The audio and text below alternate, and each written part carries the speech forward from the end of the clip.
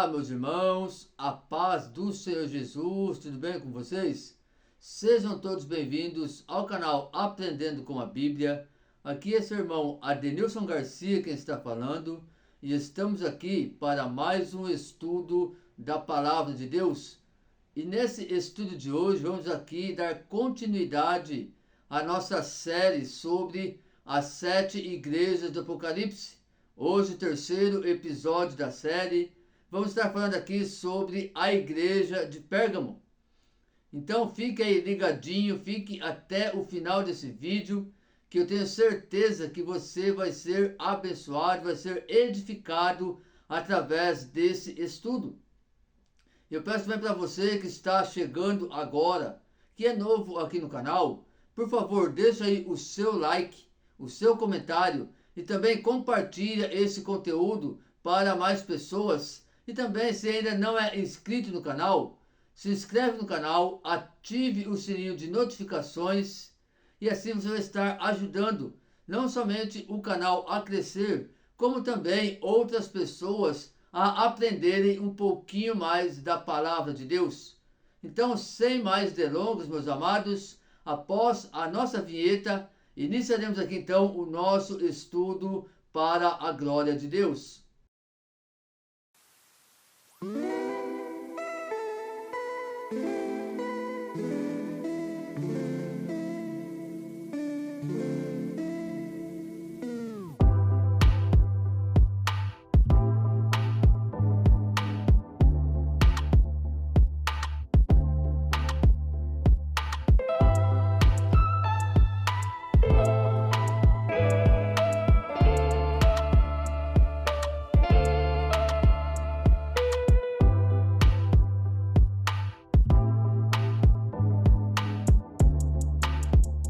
Amados, então hoje estaremos aqui, terceiro episódio da nossa série As 7 Igrejas do Apocalipse, e vamos falar um pouquinho sobre a igreja de Pérgamo.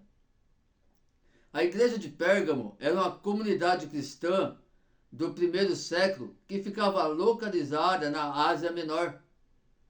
A igreja de Pérgamo também ficou conhecida por estar entre as 7 igrejas citadas no Apocalipse, que receberam cartas da parte do Senhor Jesus Cristo. Pérgamo, a cidade onde a igreja estava, era a capital da província da Ásia, no Império Romano.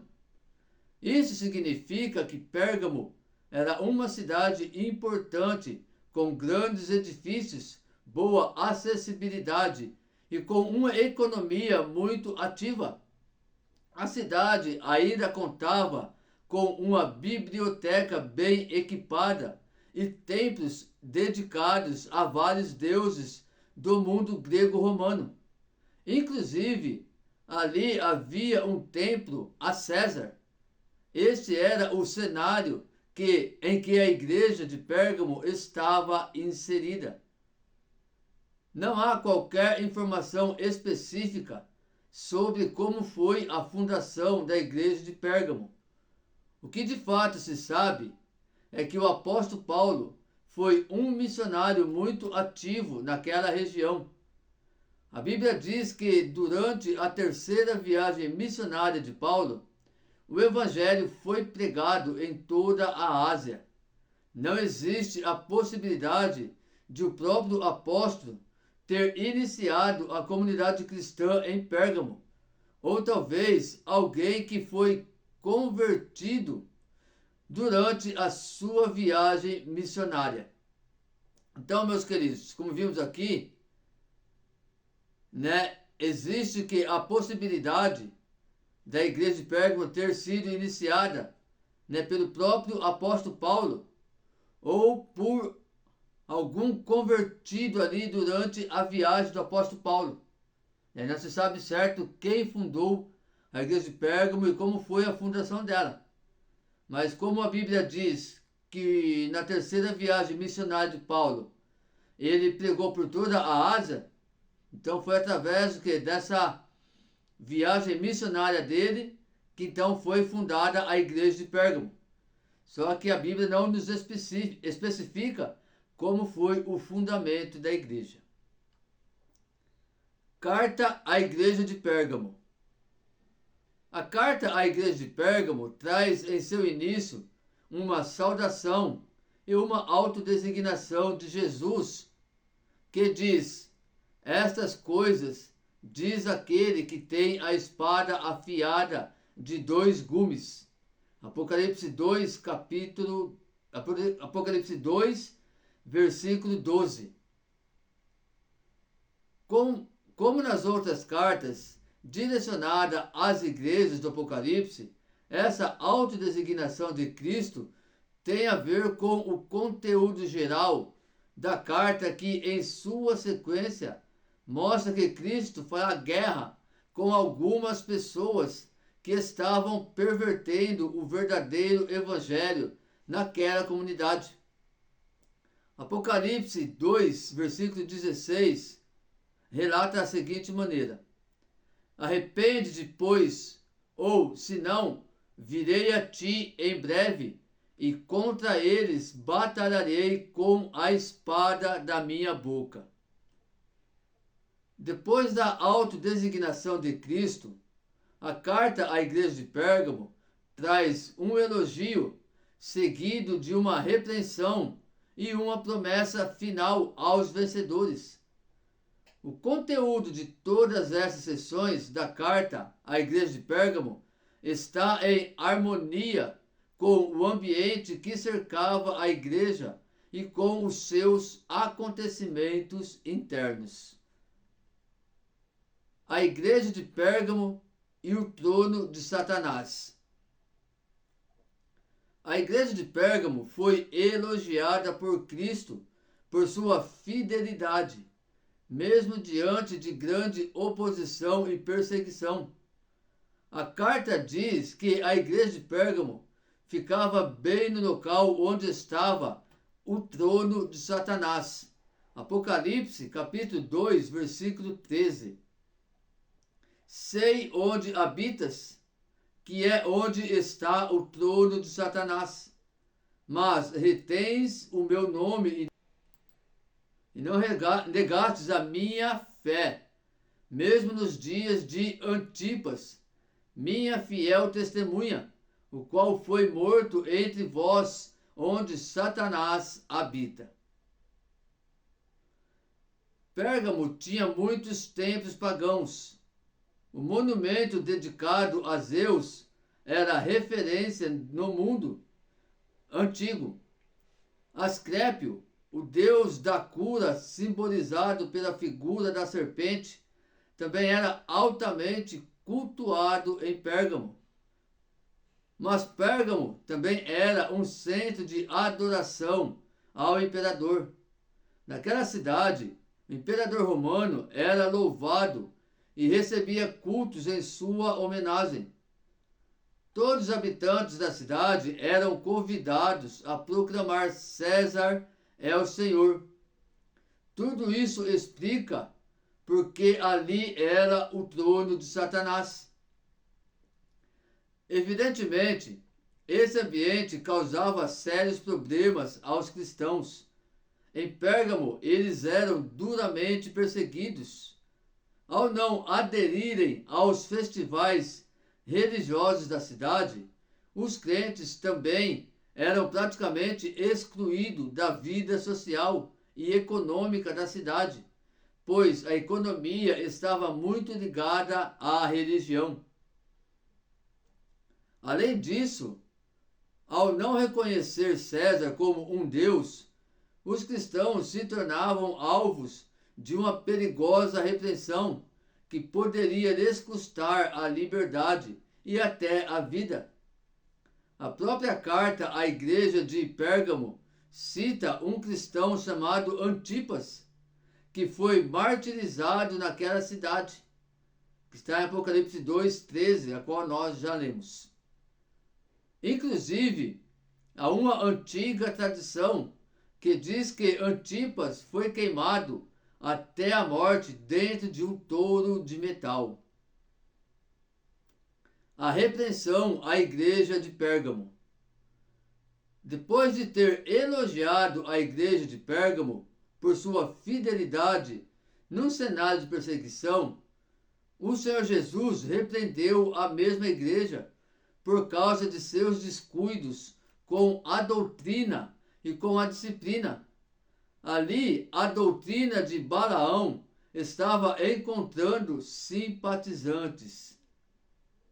Nos dias do Antigo Testamento, Balaão foi alguém que arquitetou um plano para conduzir Israel à imoralidade e à desobediência contra Deus. Então parece que, de forma semelhante, a igreja de Pérgamo havia algumas pessoas que estavam participando das festas imorais da cidade, como se isso não fosse um problema para a vida prática cristã daquela comunidade. Talvez essas pessoas pensassem que podia frequentar os festivais pagãos com seus cultos aos ídolos, desde que tivessem dentro de si a certeza de que um ídolo não significava nada. No final, essas pessoas propagavam a doutrina dos nicolaítas, que basicamente eram pessoas comprometidas com o mundo. Apocalipse, capítulo 2, versículo 15. Assim, tens também alguns que de igual modo seguem a doutrina dos nicolaítas. Então, o Senhor Jesus exortou a igreja de Pérgamo a se arrepender e disciplinar seus membros faltosos. Caso contrário, o próprio Cristo iria pelejar com a espada de sua boca contra aqueles que permanecessem na prática mundana. A promessa à igreja de Pérgamo. Por fim, a carta à igreja de Pérgamo termina com uma maravilhosa promessa. Cristo promete dar ao vencedor do maná escondido, bem como uma pedrinha branca com um novo nome escrito sobre ela, o qual ninguém conhece exceto aquele que recebe. Apocalipse 2, versículo 17. Quem tem ouvidos, ouça o que o Espírito diz às igrejas.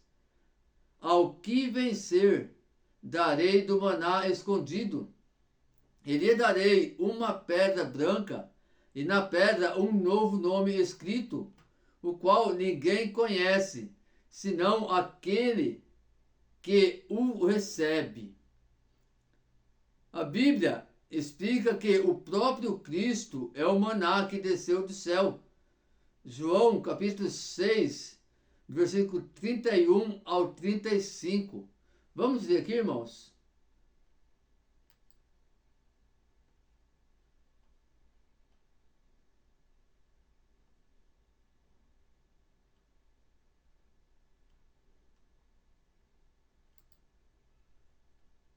Só um segundinho.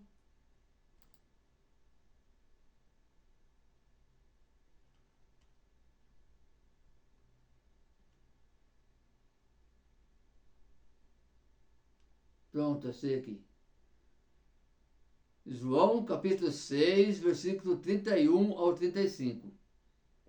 Nossos pais comeram o maná no deserto, como está escrito: do céu deu-lhes pão a comer. Respondeu-lhe Jesus: em verdade vos digo, não foi Moisés que vos deu o pão do céu, mas meu Pai vos dá o verdadeiro pão do céu. Porque o pão de Deus é aquele que desce do céu e dá vida ao mundo. Disseram-lhe, pois, Senhor, dai-nos sempre desse pão. Declarou Jesus: eu sou o pão da vida. Aquele que vem a mim, de modo algum terá fome, e quem crê em mim jamais terá sede. Então, meus queridos, diante disso, nós podemos ver o quê? que Cristo, ele é o maná que alimenta aí a sua igreja. Continuando aqui, parece haver um contraste aqui. Aqueles crentes que rejeitassem os banquetes dos ídolos poderiam se alimentar do próprio Senhor Jesus Cristo e viver para sempre. João capítulo 6, do versículo 48 ao 50. Eu sou o pão da vida. Vossos pais comeram o maná no deserto e morreram. Este é o pão que desce do céu, para que o que dele comer não morra. A respeito da pedrinha branca, que traz sobre ela um novo nome, há diferentes interpretações. Alguns pensam que se trata de uma simbologia que representa um bilhete de entrada para a celebração na bem-aventurança eterna, e que o novo nome é uma mensagem pessoal de Cristo ao vencedor. Nos jogos antigos, muitas vezes, um atleta vencedor recebia uma pedra branca que garantia sua entrada na cerimônia de entrega dos prêmios. Outros acreditam que a pedra branca representa o próprio crente que a recebe, assim como as 12 tribos de Israel eram representadas por 12 pedras que ficavam nas vestes do sumo sacerdote. Êxodo 28, versículo 15 ao 21. Vamos lá.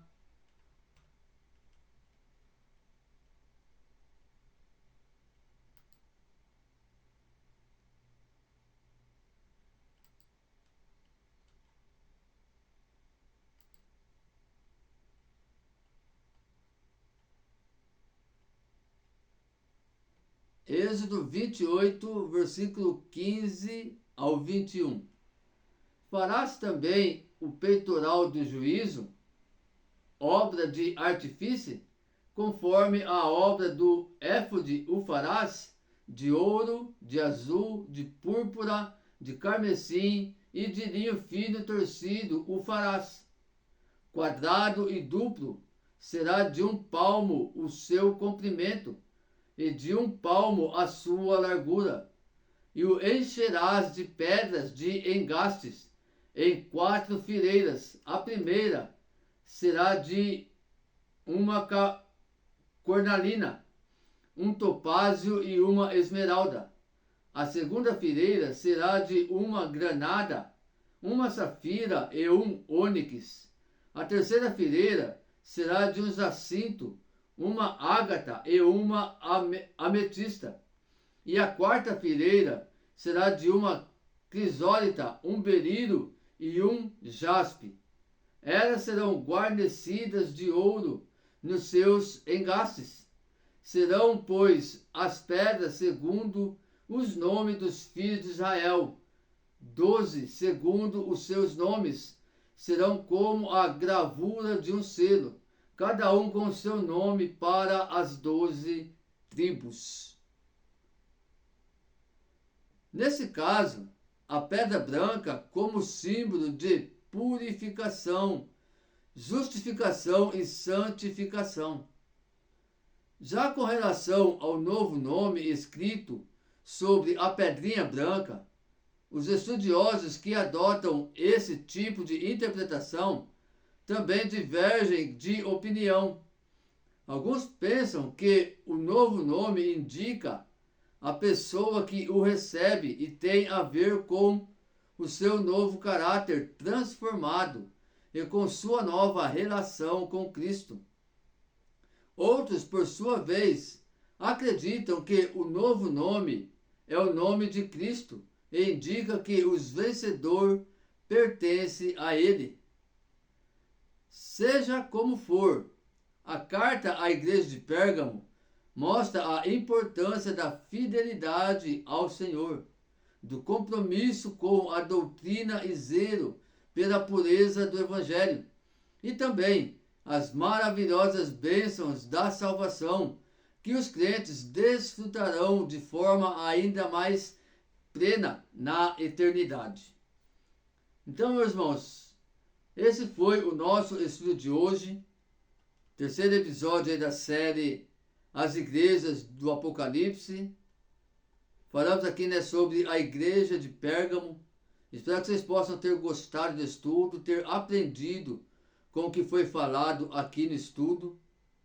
Se caso vocês tiverem alguma dúvida sobre o que foi falado aqui, sobre o estudo, eu vou deixar aqui, irmãos, vou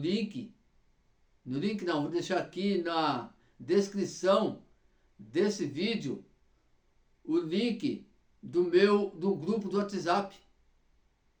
Aí você vai clicar no link, entrar no nosso grupo do WhatsApp e lá então vai estar aberto para você tirar as suas dúvidas. Então, se você tiver dúvida, não somente desse estudo, mas qualquer outro estudo que você assistir aqui no canal, você tiver alguma dúvida, é só você entrar no nosso grupo do WhatsApp e lá então você vai deixar a sua pergunta sobre a dúvida qual você está tendo referente ao estudo. E assim eu vou procurar então estar tirando todas as suas dúvidas. E o grupo também serve, irmãos, para que eu esteja sempre notificando vocês quando vai ter conteúdos novos aqui no canal. Então, clica lá no link do WhatsApp, que vou deixar aqui na descrição desse vídeo, tá bom? Clica lá, venha fazer parte desse grupo do WhatsApp, venha fazer parte desta família e ser abençoado em nome de Jesus Cristo. Amém, meus queridos? Fiquem todos na paz de Jesus, que Deus abençoe grandemente a vida de vocês. E só lembrando vocês, meus amados, todos os sábados e domingos temos lives aqui no canal. Sábado as lives são às 17 horas e aos domingos as lives são às 15 horas. Então fiquem ligadinhos, fiquem atentos aí, que vou estar sempre publicando com antecedência aqui as lives, para que o YouTube possa notificar você e assim você possa vir fazer parte aí da nossa live e ser aí também alcançado pela palavra de Deus. Então fiquem todos com Deus, que Deus